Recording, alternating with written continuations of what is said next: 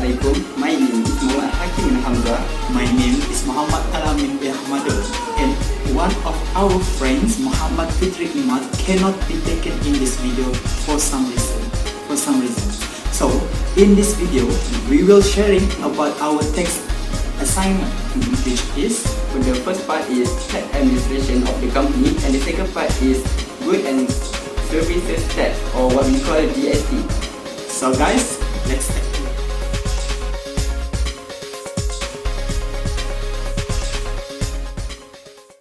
The first part of the task is the tax administration of the company.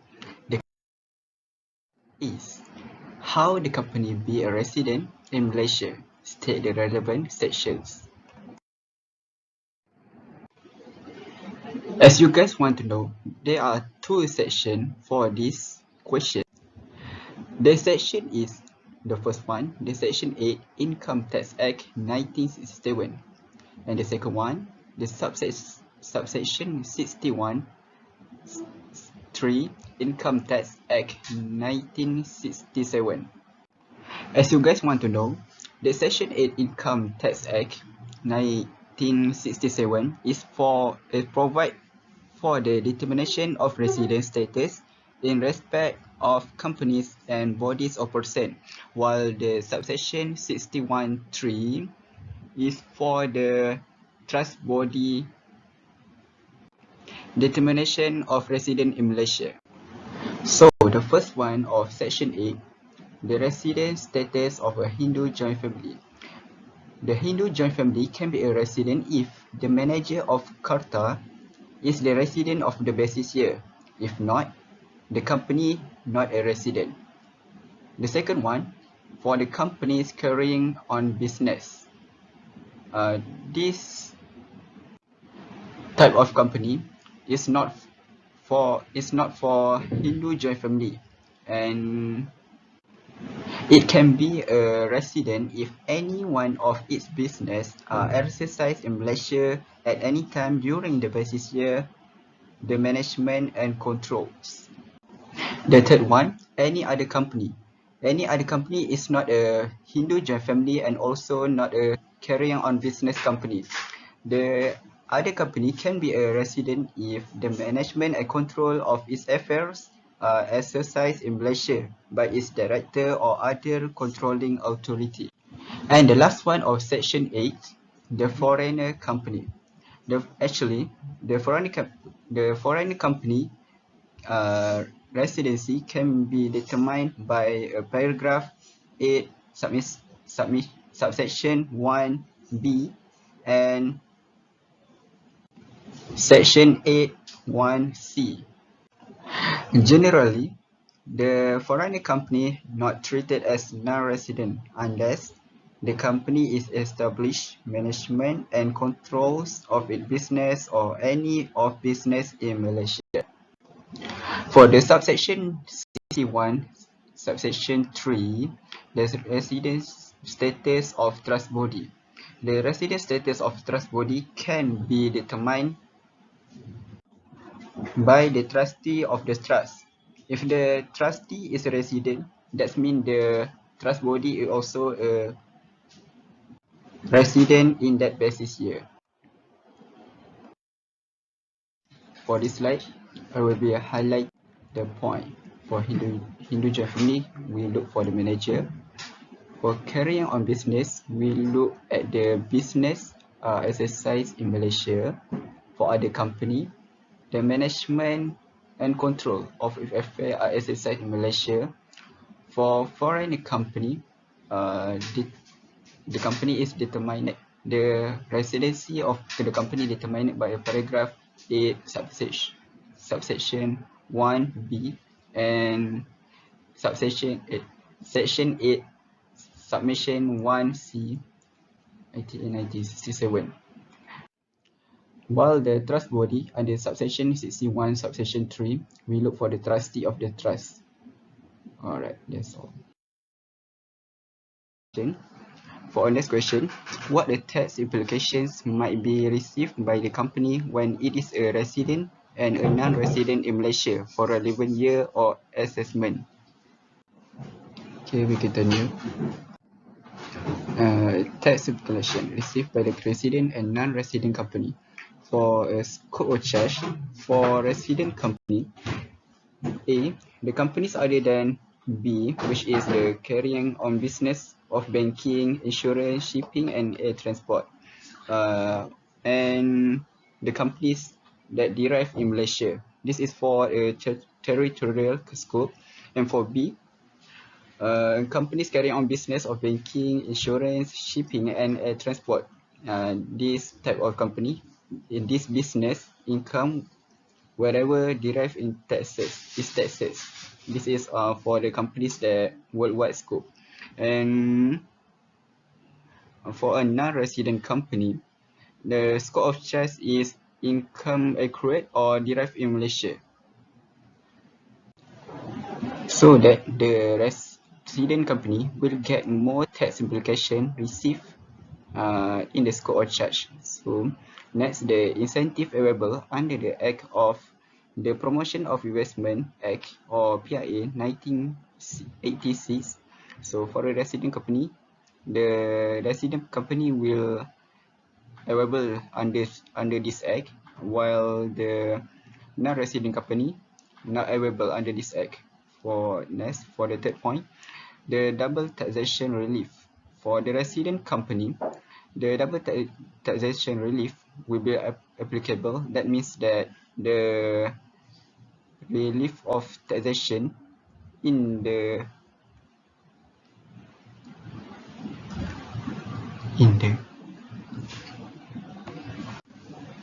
through the IRB.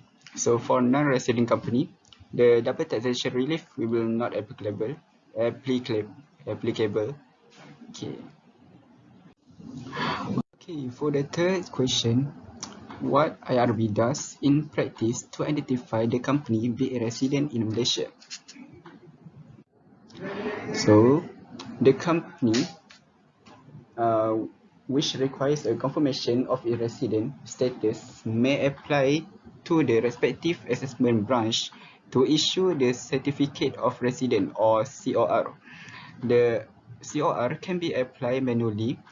That means that we go to the assessment branch, or through the online portal e-residence. The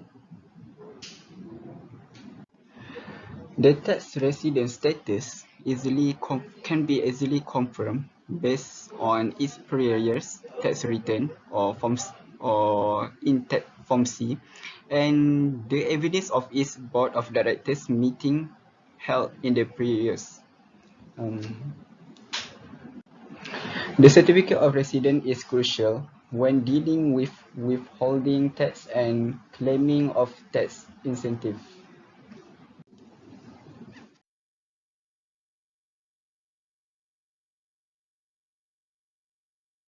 Next question is, what types of tax return form used by the company for the submission of income tax? So basically, there has two types of form, which is form E, return form of an employer, and the second one is form C, EC, return form of a company. So let's take a look at the procedure. So the first one, return form of company for year of assessment 2014. A grace period of submission via e-filing within 8 months from the date following the close of the accounting period.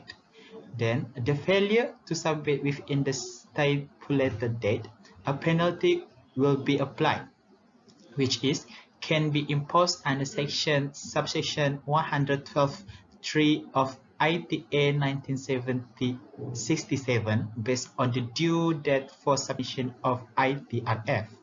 The second one, a return form of employer for remuneration for year 2014. Grace period for submission via e-filing not later than 30 April 2015.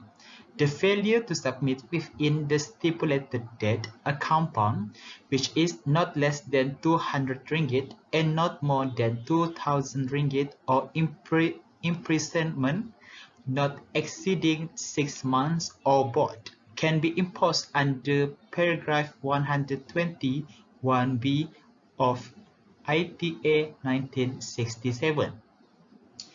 Okay, the next is described procedure must be complied by each company for income tax under self-assessment system. Let's take a look. What is SAS? SAS is self-assessment system. This is a simple method of assessment where the taxpayer assess themselves on the income they have received or have accrued and to pay the tax which they calculate on this income. Self-assessment is a total process change from the current system of assessment known as the official assessment system. The responsibility is shifted to the taxpayer for proper accounting, assessment, and payment of the tax liability. So, this is the procedure for income tax under self-assessment system, which the first one, taxpayer files annual tax return with IRD in which taxpayer self-assessment his or her tax liability. Then, IRB accepts taxpayer's assessment of hers or his tax liability as shown. Then, the last one procedure is taxpayer pays amount he or she self-assessment and pay this to IRB within 21 days of logging return with IRD. Described types of penalties might be imposed if the company does not comply SAS. So the penalties is, the first one is the final payment of income tax. The penalty will be received by the company if the final balance needs to be settled in the 7 months from the accounting year end. If the company can settle the payment, the company will get the penalty of the monetary penalty of 10% plus 5%. For the second one, the company will be penalty if the unpaid of monthly installment. As you guys want to know, the installment must be the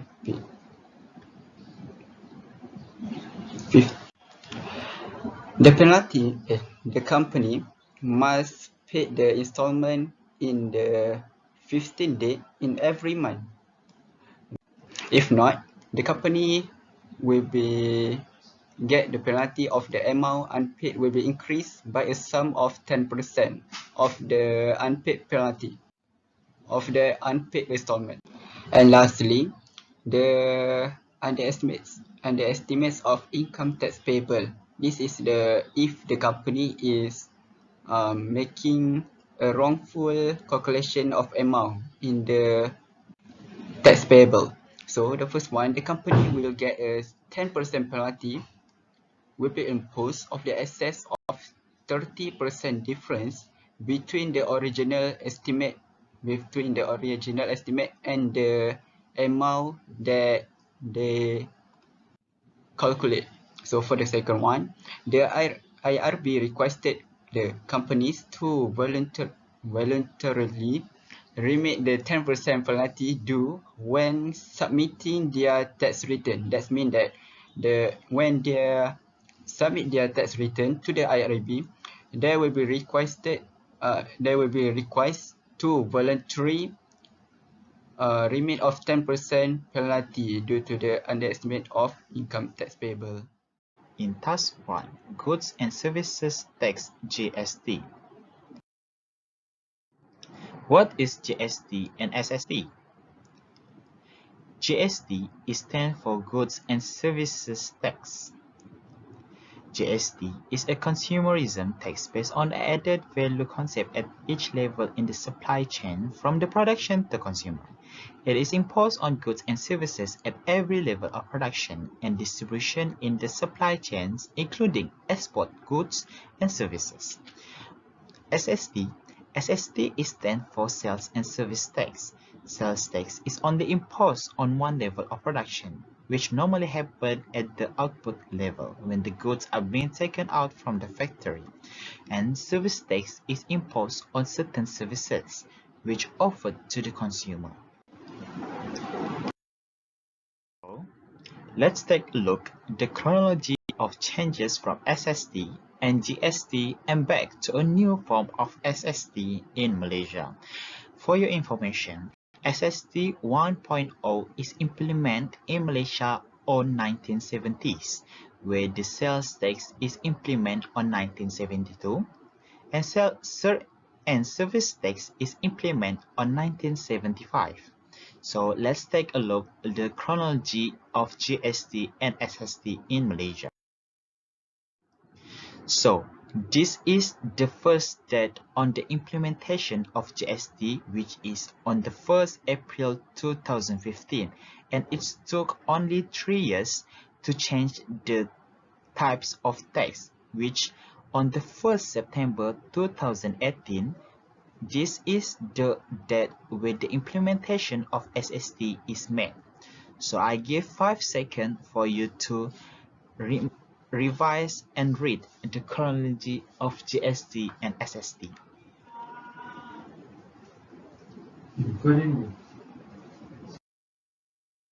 So next, I will show you the illustrate using a diagram the difference between GST and SST and the computation. So by the illustration, we use a table for you to easy to understanding the differences and how the computation is made. This is the differences between GST and SST, where the tax is collected at the multiply stages on GST, meanwhile SST is collected at a single point. GST is levied on all goods and services including imports. Meanwhile, SST applies to locally manufactured or imported goods and only some prescribed services. GST is charged at the standard rate of 6% only. SST is involving two types of rates, which sales tax rate charge at 5% to 25%. Meanwhile, as service tax is charged at 6%. On GST, business must be registered for GST at the threshold of 500,000 ringgit. For SST, for sales tax, business require a license if turnover exceeds 100,000 ringgit. For services tax, a range of registration levels apply to turnovers up to 3 million. The last differences is GST returns filed monthly, bi-monthly, or quarterly. Meanwhile, SST, the returns is filed bi-monthly only. So this is the computation of GST, where the value change is only charged on the sorry for that.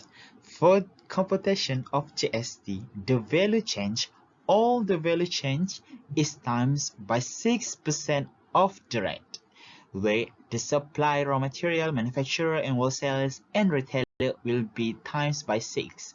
Then it is equal to GST payable. On GST, there has GST claimable, where you have to deduct GST payables and get net GST payment. This total, it shows the total GST payable to the government. This is the computation of SST, where the one and only is times the effect is on manufacturer, where you have to times the rate given, which I illustrate it on 10% only. So it gives you 5 ringgit. So this total is the total of SST payment, where the total GST payable to the government. So this is the differences and how to compute the both tax. That's all from us by Amin, Hakim and Fitri. We would like to thank all the viewers, and especially we would like to thanks to Madam Wan as our lecturer. That's all from us. Thank you. Bye bye. So that's all from us. We hope you get all the information that we have been shared. So let's follow us. Thank you. Bye bye. Peace you.